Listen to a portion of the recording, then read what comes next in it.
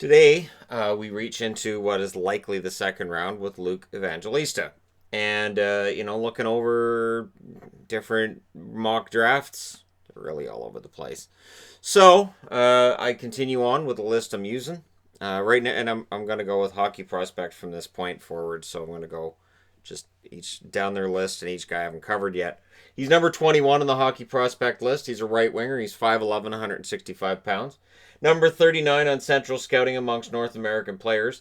Elite Prospects has him at 58th on their board, and Bob McKenzie has him at 50th. Could go anywhere. I'm wearing Sharks. They've got an early second round pick. Who knows? This might be their kind of guy. So his strengths: teamwork, puck handling, agility, and acceleration. These are your four top things for him. And he kind of came out of nowhere, to be honest. This wasn't a guy who was on anybody's radar for the most part coming into this season, but as the season went along and Dale Hunter decided he trusted him more and more in London, scouts took notice. And the fact he's in London may very well cause somebody to say, those London Knights tend to become pretty good NHL players. So last year for London, he played 27 games and had 2 assists. Again, there wasn't a whole lot to say about it. This year, 62 games, 23 goals, 38 assists, 61 points. He's projected to stay in London next year, and one scout said he's going to score about 95 points in London next year. So there's some belief that this could be one of those sleeper guys. And again, some of them will be and some of them won't, right? So he did kind of come out of nowhere.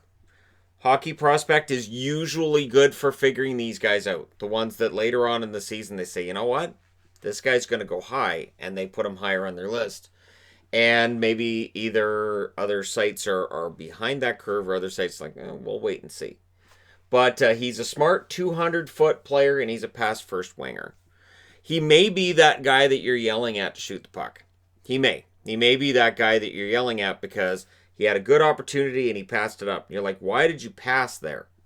So he may be that guy. But he's very good defensively. His defensive positioning away from the puck is very good. He's got very good awareness on the ice of where he is, where everybody else is, and what he needs to do. And that's really important. He's effective, but he's likely not going to be a big NHL scorer. So this is one of the reasons why he wouldn't be considered probably first round material. And if he does get drafted, say in the late first round, it's going to cause some people to gasp audibly. They drafted who? They could have got him in the second round or maybe the third. We have that happen almost every single draft. So what may cause him to get drafted earlier than expected would be that work ethic. And he is a very hard worker. He's not necessarily the biggest guy, but he can throw a hit if he needs to. And he does have decent hands.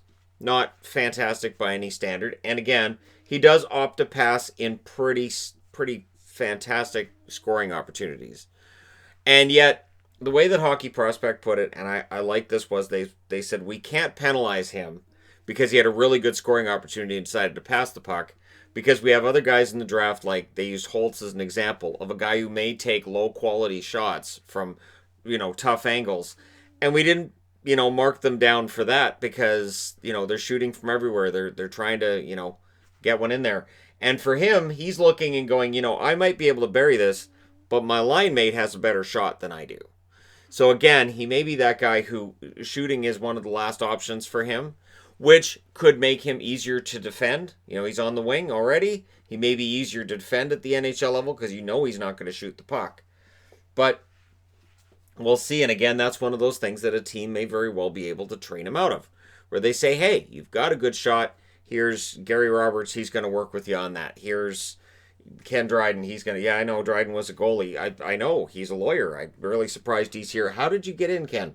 So he may very well be one of those guys who, as he gets older and gets that experience, and again, next year he's going to be playing a top line role for the London Knights and likely will put up a ton of points. He may very well figure this out. But somebody has to figure it out as a scout and then sell the GM on the idea of drafting him. From the drafting reports, one of my biggest risers this season, and this was from a scout who said he went from he's probably not even going to get drafted to saying, he belongs in the second round. And there was one scouting report as well that said, I'm not sure what everybody's seeing here. I don't even have him in the draft. I don't even see him getting drafted. There was another as well that said the London Knights have hosed us before kind of thing, and this is another good London Knights player. I don't think we should pass on a good London Knights player again. The one that I liked was incredibly smart player who reminds me of how Bo Horvat played in London. Bo Horvat, very good forward, 200-foot player, competitive, captain material, and he does sometimes pass the puck when you'd rather he shoots. Does happen. So, that's astute if that does turn out to be accurate. But we'll see where Luke gets drafted and who takes him. So again, as this list continues, you're going to see players that you say, wow, I don't does the guy make it? Does he not? As opposed to the first rounder, especially towards the top, it's like, I can't wait for this guy to make his debut. But we'll see how things turn out years down the road. Is Luke going to be an NHLer? Let me know your thoughts in the comment section below as always. Don't forget to hit like and subscribe if you're browsing your way through. You just happened upon this video. And hey, thank you guys so much for your support. Channel passed 146,000 subscribers while I slept last night. Thank you for helping me get there. And I will talk to you again soon.